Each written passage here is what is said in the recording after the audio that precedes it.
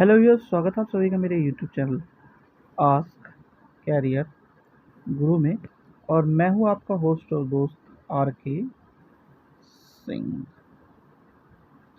आज है संडे और बात करेंगे जीके के 10 पावरफुल क्वेश्चंस की। तो चलिए देखते हैं जीके के पिटारे में आज आपके लिए क्या खास है। तो आज का सबसे पहला प्रश्न है आपका प्रश्न नंबर 1 कि सांकेतिक मुद्रा का चलन किसने किया था।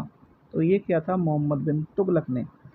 हुआ ये था कि 1329 और 1330 ईस्वी के बीच में मोहम्मद बिन तुगलक ने सांकेतिक मुद्रा शुरू करने की कोशिश की थी। उन्होंने दो कानी नामक सिक्के का प्रचलन कराया था। ये सिक्का जो था वो पीतल तथा तांबे से बना हुआ था, परंतु बहुत सारी जाली टकसाल बनने के कारण हुआ ये कि यह व्यवस्था पूरी तरह बेकार हो गई और अर्थव्यवस्था को काफ़ी नुकसान हुआ। और इसकी प्रेरणा उसे मिली थी चीन एवं ईरान से, क्योंकि यहाँ पे जो सांकेतिक मुद्रा था काफ़ी अच्छी तरीके से चल रही थी। चलिए अगला प्रश्न देखते हैं।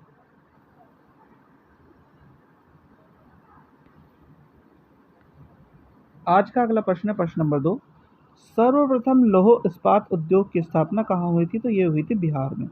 हुआ यह था कि लौह इस्पात कारखाना जो बड़े पैमाने पर देश का पहला कारखाना कहलाता 1907 में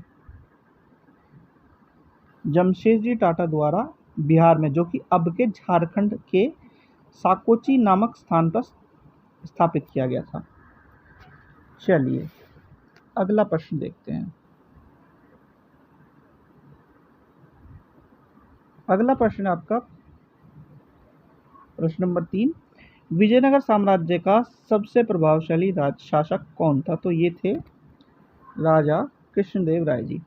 विजयनगर साम्राज्य का सर्वश्रेष्ठ शासक कृष्णदेव राय जी को बताया जाता है, और इन्हें बाबर ने भी अपने आत्मकथा कथा में कृष्णदेव राय को भारत का सबसे शक्तिशाली शासक बताया है। चलिए अगला प्रश्न देखते हैं। अगला प्रश्न है आपका प्रश्न नंबर 4। विश्व में भारत के अलावा 15 अगस्त को स्वतंत्रता दिवस और किस देश में मनाया जाता है। तो ये दक्षिण कोरिया, बहरान और कांगो है। अगर बात करें भारत के साथ साथ आज़ादी का जश्न मनाने वाले देशों में उत्तरी कोरिया, दक्षिणी कोरिया के अलावा बहरीन, कांगो और लिechtenstein शामिल हैं।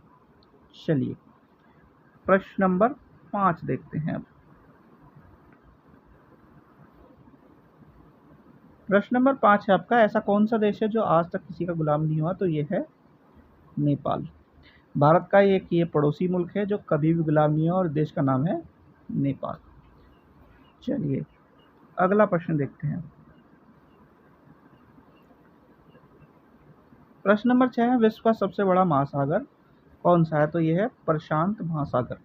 प्रशांत महासागर अमेरिका और एशिया को पृथक करता है और विश्व का सबसे बड़ा तथा सबसे गहरा महासागर है।